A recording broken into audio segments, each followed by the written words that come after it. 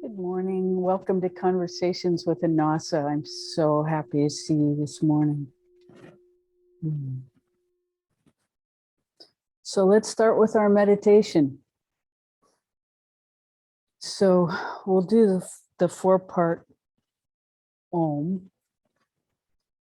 And as we've described before, it's Ah at the tip of your tailbone, Oo in your heart center, and with a little buzz to it in your third eye, and then all of the all that is above that. So we'll start 9 times with the sung part, 9 times with the whispered part, 9 times saying the syllables inside ourselves as we watch the energy, and then 9 times just watching the energy. So we're training ourselves to feel into our central channel and the rising up of the energy from the tip of our tailbone out the top of our head. Okay. So I'll sing it once myself. You don't have to match my pitch. Do whatever pitch works for you.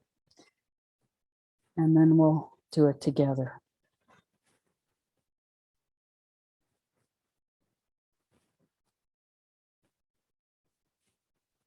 Oh.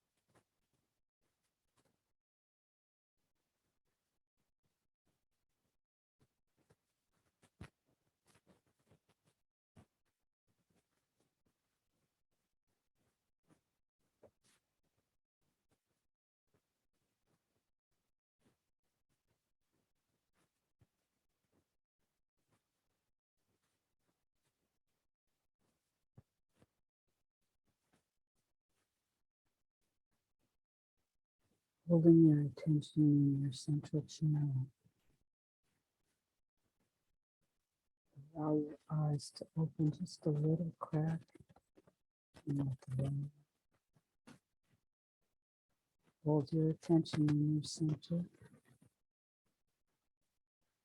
Gently open your eyes a little more.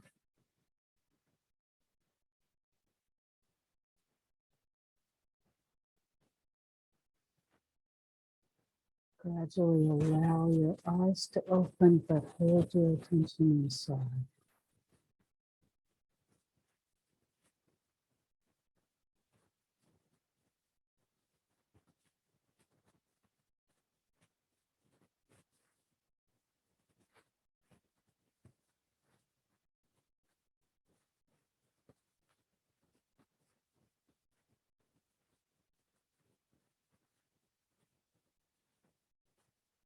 Morning, everyone. We welcome your questions.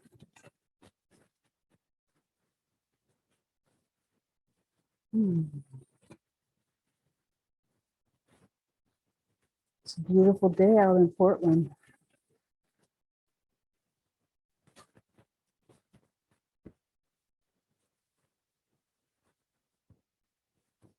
So, one of the benefits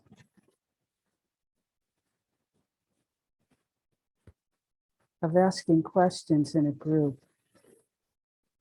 is that it's the opportunity to expose the parts of ourselves that aren't really working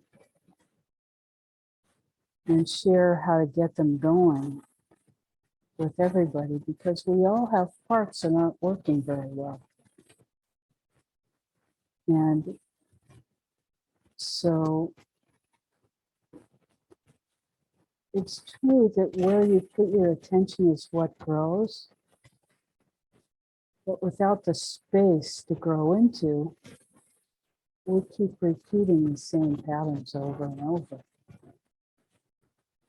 And so when those patterns begin to expose themselves, it's really helpful to expose them even though it opens ourselves to pain. Because it is in embracing our pain that our ability to experience bliss grows. And as we move into the bliss, our ability to endure the pain also increases. And equanimity is when we're able to entertain both at the same time and understand that we're living a life that's part of a huge context for each of us, way bigger than our imagination. And that what we're trying to experience is participation in alignment with that whole.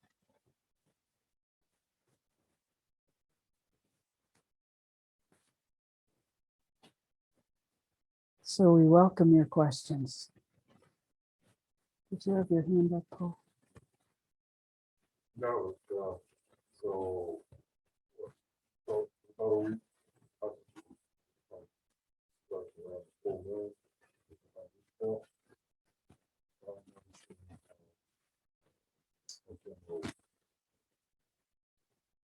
Pervasive feeling of sorrow, sadness. By any specific source. Space to positive anger.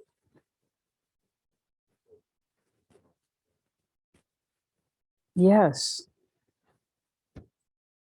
That's our first thing is yes. So this is what happens. Let's repeat the question. So he's noticed that as he's working inside, sadness arises, and then anger, and then sadness, and then anger. And these are emotions, and there's no particular situation that's causing these feelings that he can identify. And so this happens to all of us. And it's really important that we recognize that the feelings arise without a cause that we're aware of. Because this is the truth of our experience most of the time, unless there's a drama unfolding in front of us.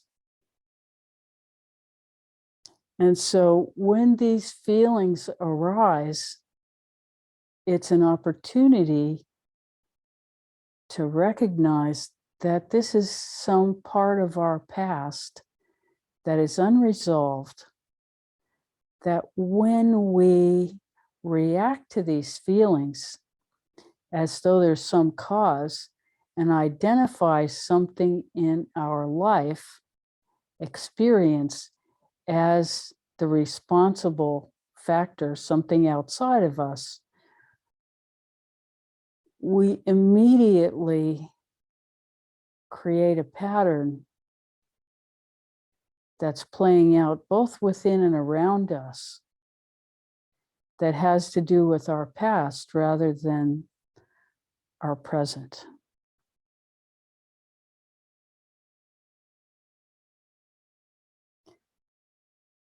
So feelings are important indicators of what's happening inside us, and not, as we have been taught to believe, a reflection of the reality outside of us. So when we jump to blame in our environment, and usually it's a person, 99.9% of the time, we are reinforcing, the word we could use is karma. We are reinforcing a pattern that either we came in with or we evolved into in this lifetime, that when it arises, it's an opportunity to bring it into the harmony of union with our highest by saying Ho'oponopono through the feeling to our highest alignment, which is the same as alignment with the whole.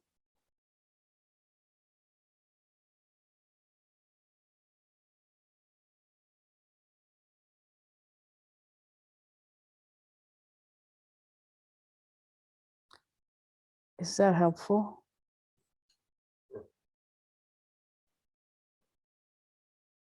I have a problem with Ho'oponopono. Uh,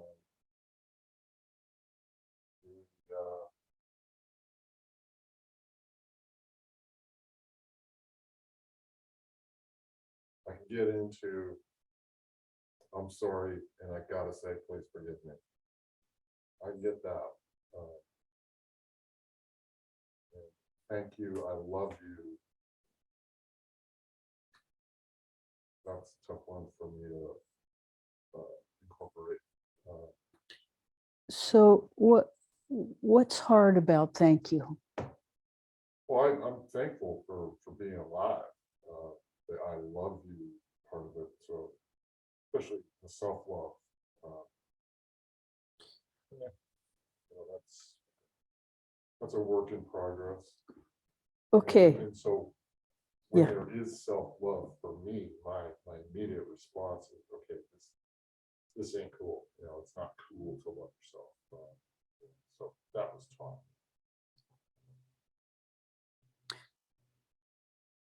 And I like to, I like to feel good about myself, but there's this knee-jerk reaction to reject that out of whatever training I've got, whatever whatever you want to call it. But that's the problem I got with Ho'oponopono.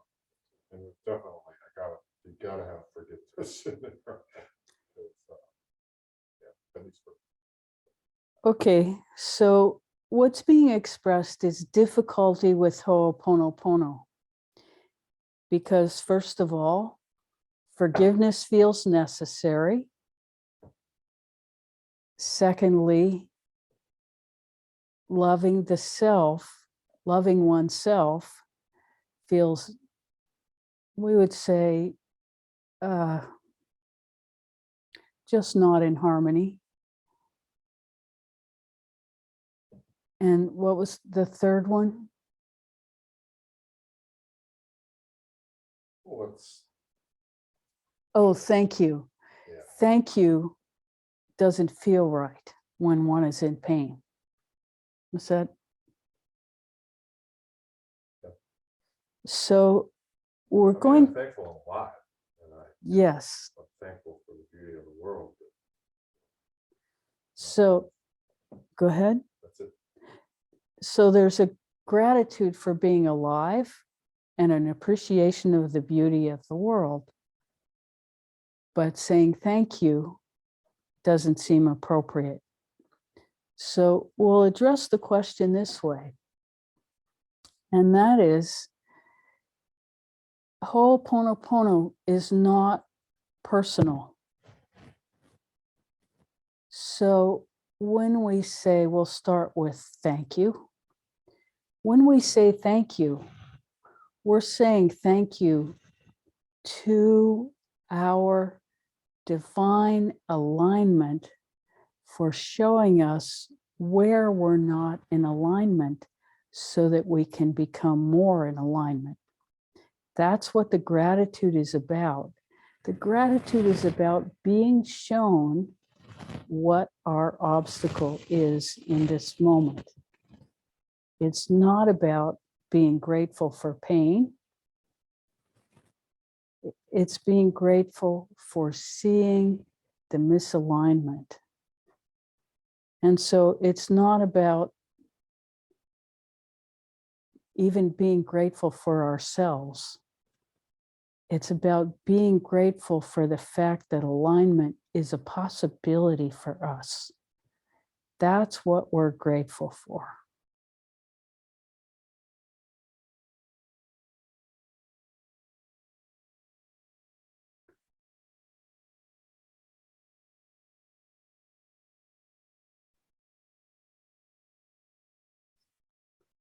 And then the I love you is not a love of our personal life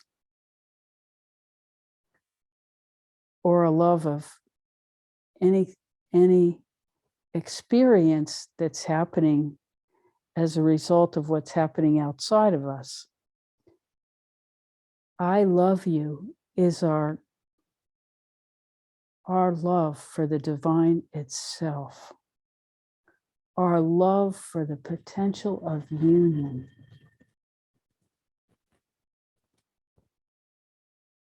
And always remember that love contains within it love, peace, joy, gratitude, and that which is beyond. So what we are loving is that which is beyond and the potential for us to be in alignment with it. This is the deepest use and experience of Ho'oponopono. And then for this person, the sense of forgiveness is really, really important. And again, this is a personal, this is bringing Ho'oponopono into the personal rather than the universal.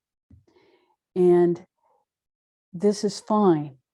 The need for forgiveness is part of Christ consciousness, which has within it the potential for this unity, but it has been misused by many over the centuries to control people rather than to introduce to them the possibility of alignment for anyone beyond the Pope. And so this is why we don't exactly teach Christ consciousness, because it's so easy to be confused with being controlled by other people who entertain the idea that they're the only ones capable of union with divinity.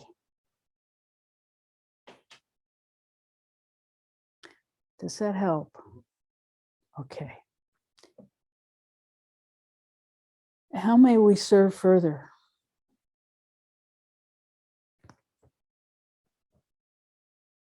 So what's happening as you notice currents going through us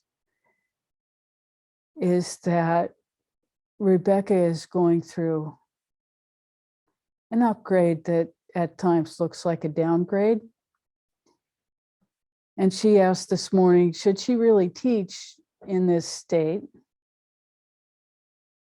And we told her that it's very important for people to be exposed to the process of evolution, even when it's uncomfortable. Because all of us, each of us, are capable of union. And without the process of evolution being demonstrated, we don't really have a chance. Because everything in our life is about being externally, or having our attention externally rotated outside ourselves and looking for feedback there. And until we take our attention inside, really inside, and align, we can't really begin to experience this evolution internally. And there also has to be a support structure outside that encourages you to go inside to cultivate your own experience, and a place to ask questions, to receive information, to validate and help speed up the process of this evolution.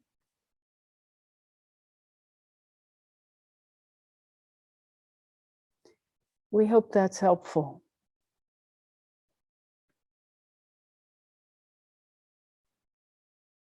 Oh, and the third thing is an energy source.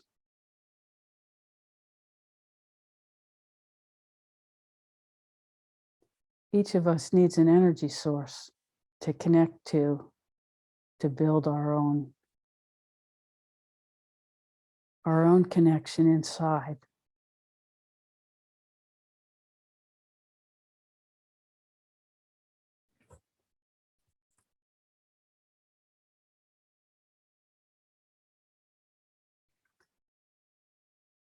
And so there are occasional times where the individual will be reorganized by the energy. And this is a great gift. Always a bit unsettling when it happens.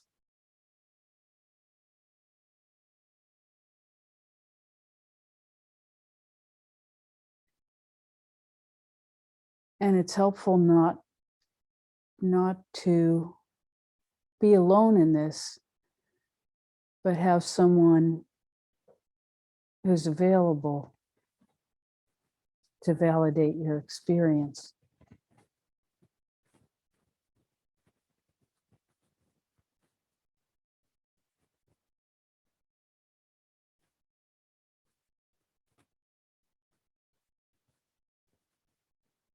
How may we serve further?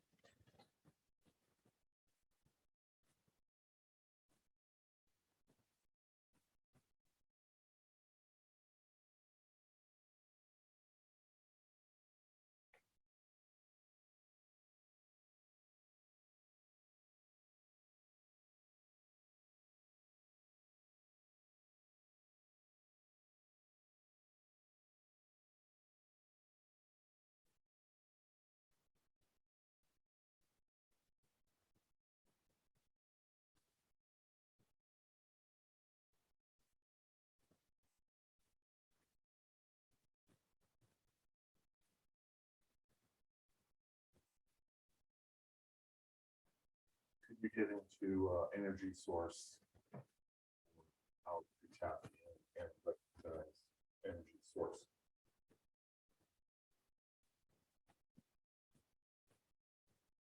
Ultimately, the energy source is connection to divinity. The question is, how do we recognize energy source and tap into it?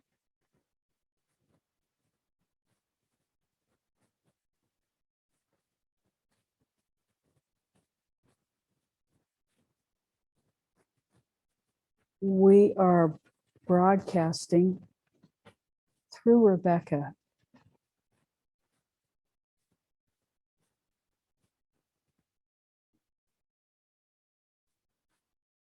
The words fail.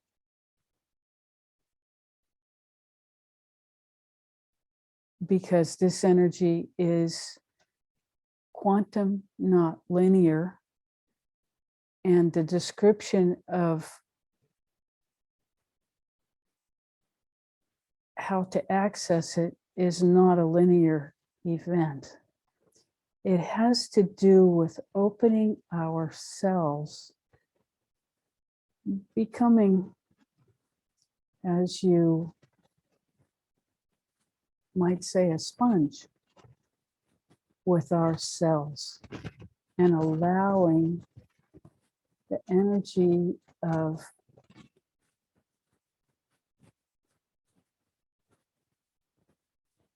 again, the words aren't exactly right, but we could say infinite wisdom. But that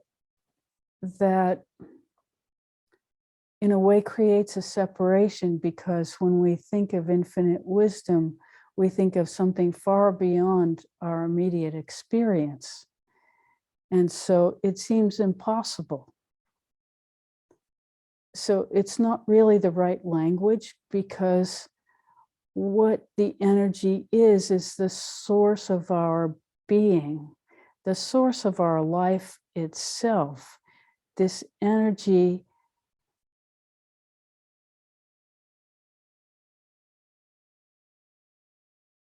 has the potential to fill us with a knowing. And this is available to everyone, not just 1 in 1 billion.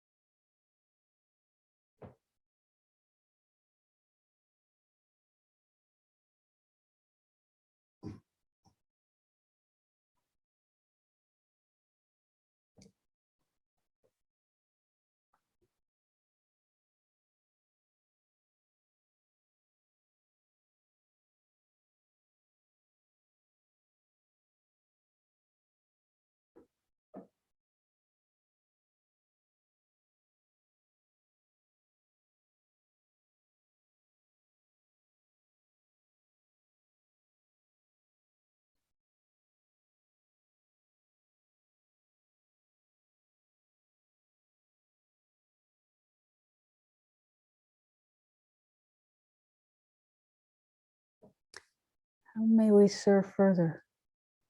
Does that help? When we make ourselves available as an open sponge, do we need some kind of filter to prevent an undesirable source of energy? Whenever there's that question, so the question is, when we open ourselves as a sponge, do we need protection from undesirable energies? And the answer is this: as long as there is a sense that love needs protection, put yourself in the Anasa temple for this experience so you are in a safe place.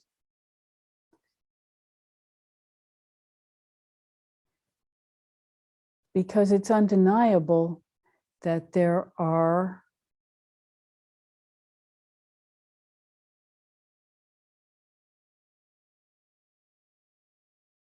energies that don't have our highest best interests. But at the same time, when we are focused on love, when we are focused on the highest, there is in a way no need for protection. But until we have the capacity to exclude the negativity,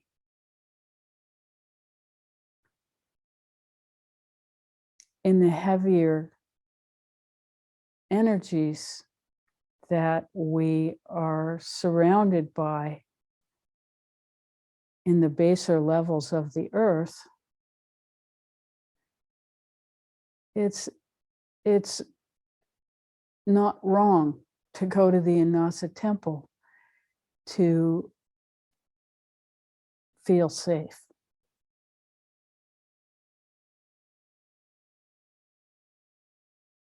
But in the final analysis, pure contact with source needs no protection. And yet the availability is so rare on this earth that there is no harm in practicing where one feels safe. And our temple is available.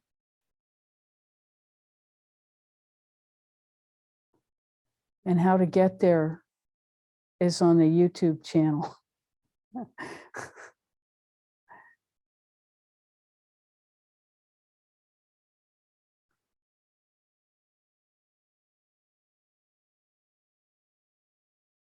We hope that answers the question. It's a good one. All the questions this morning are wonderful because we all have these questions. These are not specific to one person.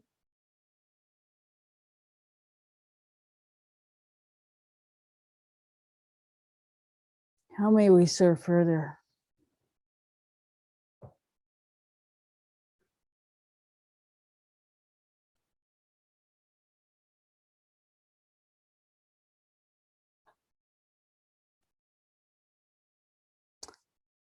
We're sorry the internal process that Rebecca's going through is making it difficult for her to keep her eyes open.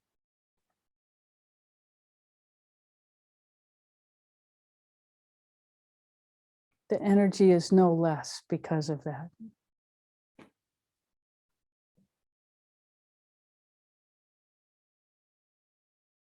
And these waves of energy are not the slightest bit painful.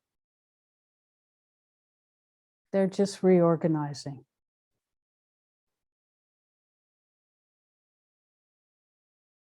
And the motions that happen are called kriyas. They have a name for them in Sanskrit. And a kriya is when energy runs into a blockade, any kind of block. It's a channel that's not completely open. And so something will happen, a hand will fly like that, or, the head will turn. Looks a little strange. It's not anything but channels that are not completely open, are running a little bit more energy than they're used to.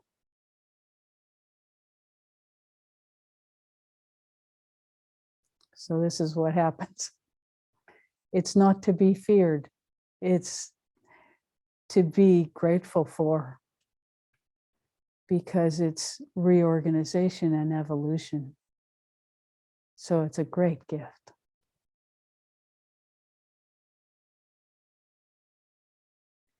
And if you look at personal growth as layers of an onion that are being peeled away as we get closer and closer to our source,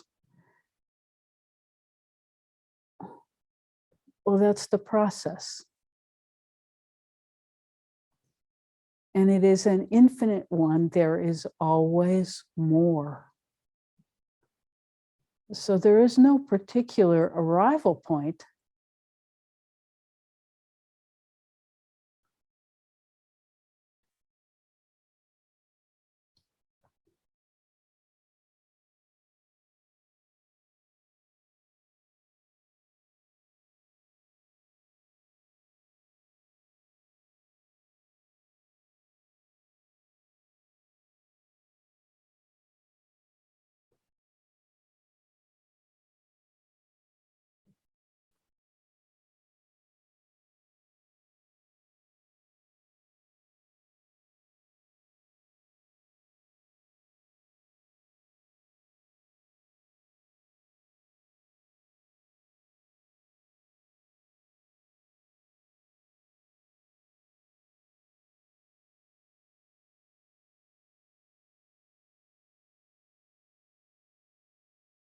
And we'll say, there is nothing to fear but fear itself.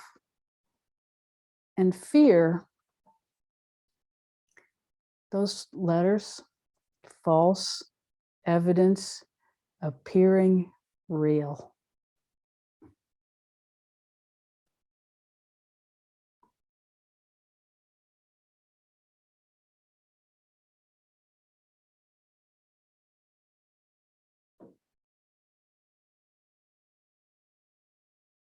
And we could say, in God we trust, and the goddess. We can't deny the goddess.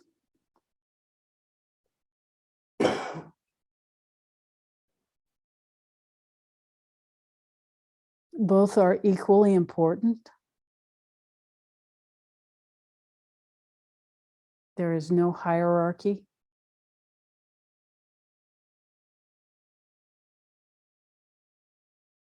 There has in the past been exploitation by the matriarchy, as well as our present exploitation by the patriarchy. Life has a way of, until the entire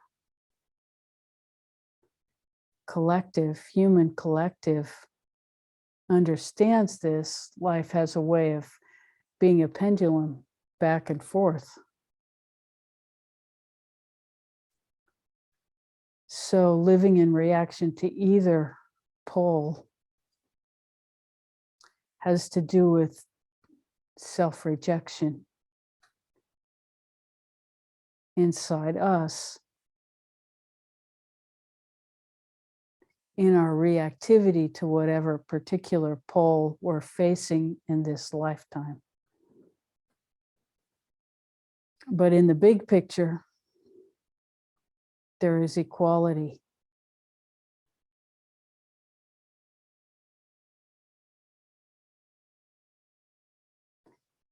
And the idea of gender is very simple. It's just like when you plug an electrical appliance into a socket, that's the male and the female meeting.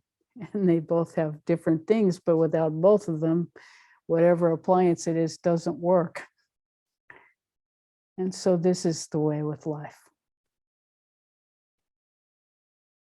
And there's no particular one is better than the other, or one could do well without the other. That's not possible.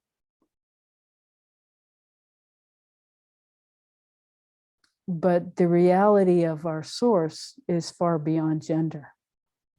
Gender is not a limitation or an advantage.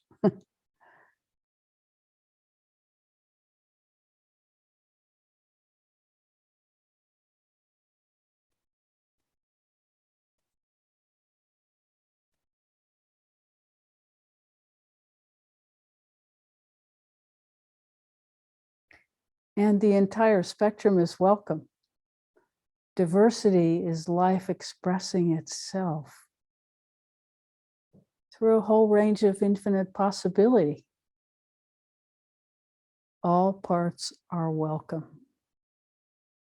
Nothing is excluded.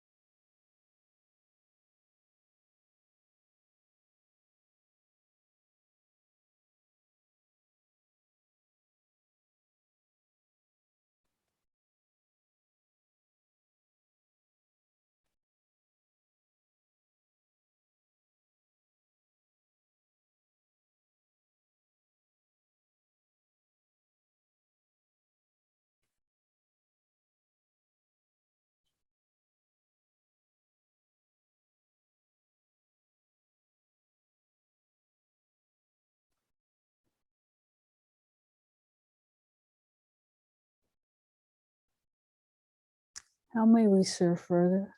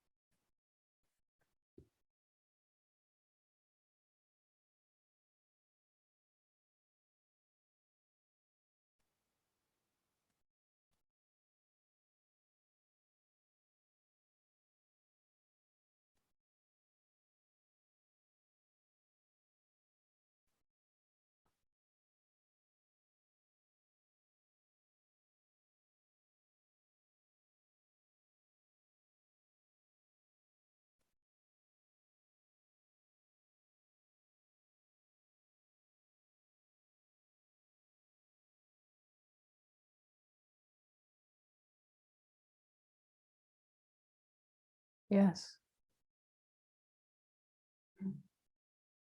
I find the thought of infinity daunting. Can you say more about this? Welcome to the club. The question is, I find the thought of infinity daunting. Our mind cannot begin to encompass infinity. The only thing we can do is open ourselves to the energy that might make that experience available. Now, living from infinity makes it difficult to occupy linear time and space, because infinity is non-linear. And every human being is trained to be linear. Our language is linear. So the experience of infinity is beyond language. That's the first thing. And it makes us afraid because we have no control. Now, the truth is we have no control anyway, but we don't like to acknowledge that or be reminded of it because it's very unsettling. And so we have a lot of systems in place to keep us from being aware of the fact that we have no control over anything but ourselves. And even ourselves, you know, all of us try to control things, but, you know, how successful are we really? We don't control whether we're healthy or sick. We don't control whether we're alive or dead. We don't control the weather. We don't control the earth. We try, but, you know, the trying to control has gotten us in a lot of trouble as a human collective.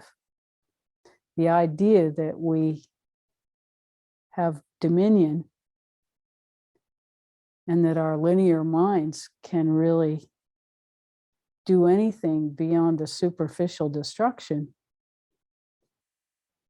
of the earth is, you know, we're fouling our own nest and limiting the creativity, the infinite creative possibility that can be expressed here by our attempt at dominion.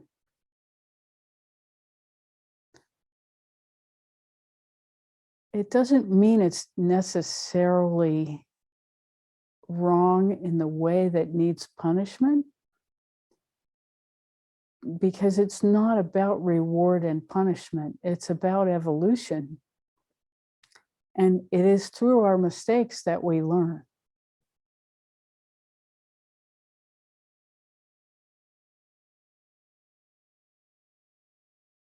But when there is some guidance in place, the trial and error can be less. But when the guidance is all about controlling us,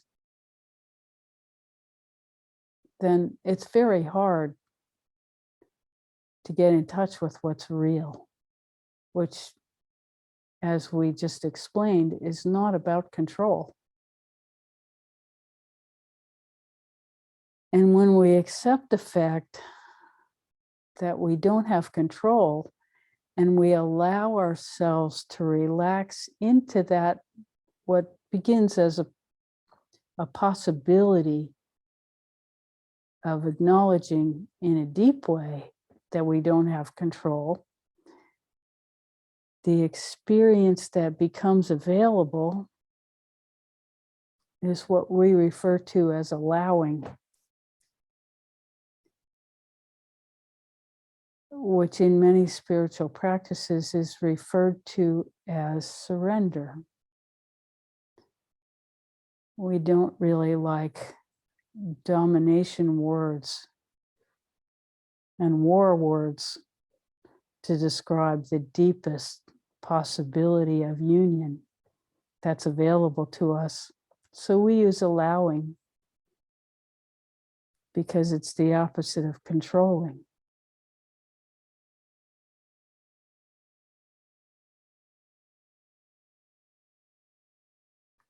We are so grateful for your beautiful questions this morning. It's really giving us the opportunity to speak to a deeper awareness than has been possible before.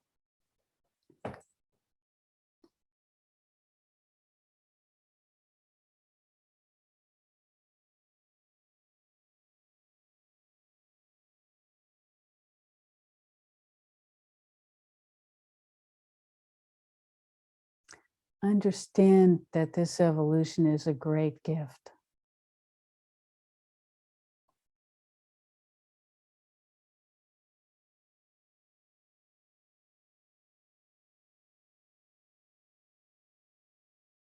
And that as we expand in our experience and understanding, we know we've said this before, but we'll say it again.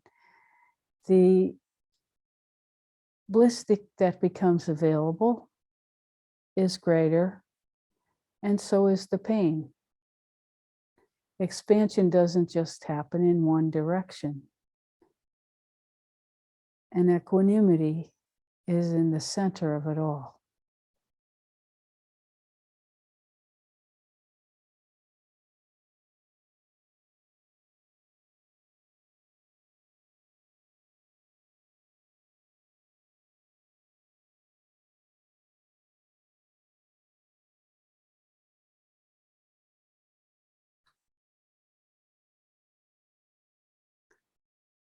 And the grounding post is service.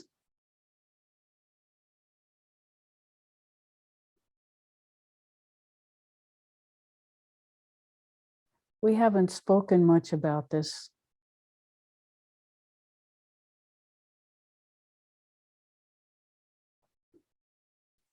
But service is how we extend our understanding and gather feedback, and extend our understanding and gather feedback.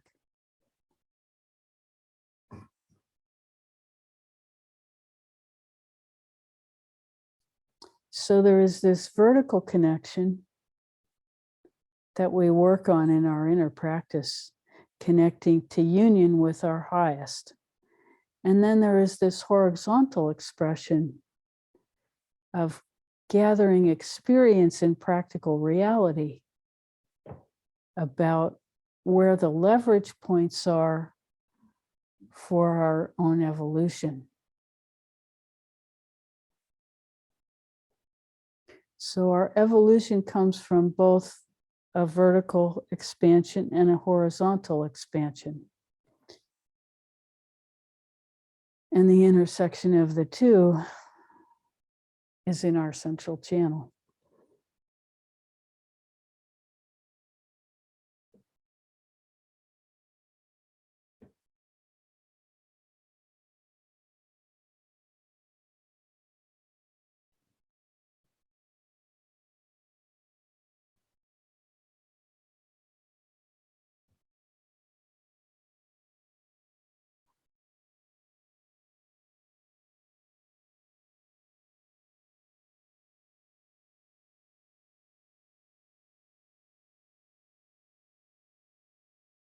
How may we serve further?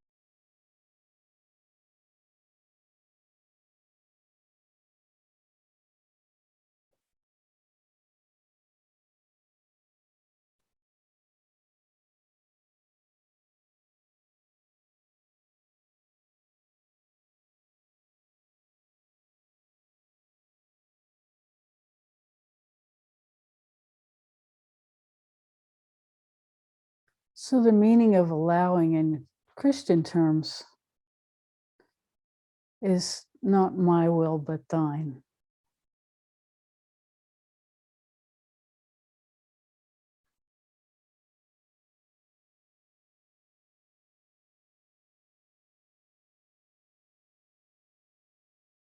So this Christ consciousness is a real thing, but as we said earlier, it's easy to get confused with the whole idea of control and patriarchy and all of the things that are kind of tied into it that don't have anything to do with ultimate reality, but have more to do with control in this matrix of belief.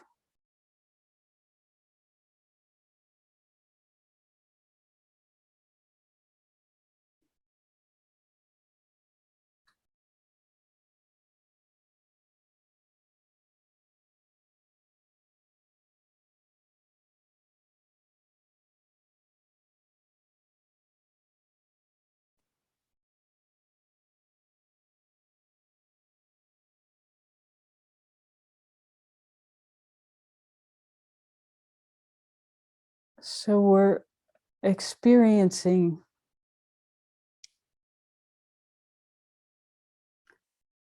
Rebecca's need to just be quiet. So we may need to move to meditation now. Thank you so much for being here today.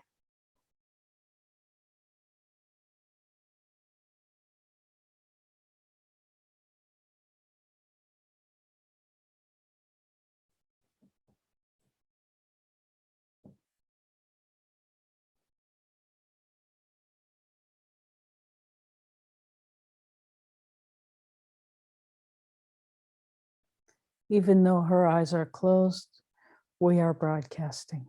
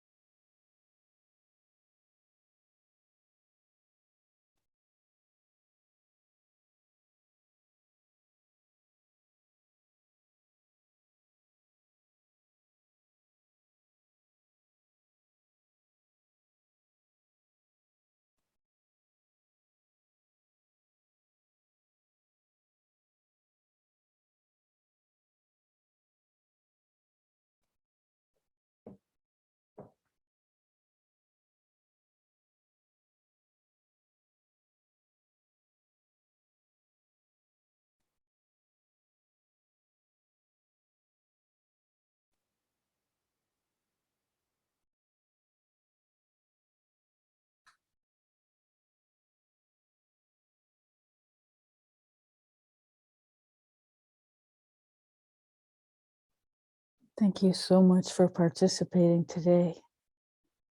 We're going to end a bit early.